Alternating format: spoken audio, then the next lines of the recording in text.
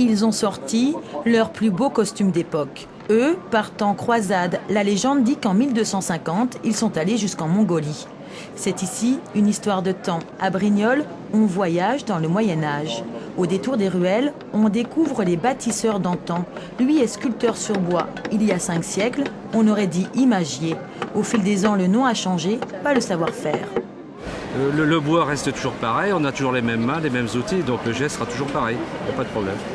Comme autrefois, ce sont ici les jambes qui travaillent.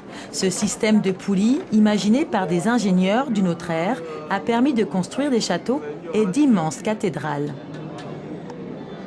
Ça va hyper vite, alors moi j'ai eu peur de tomber, mais sinon c'est pour construire une grande église dans le temps. On a l'impression qu'on doit développer beaucoup de force en fait, et pas du tout. Et le système des poulies fait que ça monte facilement. Et pour la petite histoire, cette grande roue s'appelle la cage à écureuil. C'est pas seulement faire tourner des roues pour amuser la galerie, c'est aussi bien de faire les choses en s'amusant, pourquoi pas. Mais c'est aussi un mini travail d'historien qui essaye de remettre les pendules à l'heure.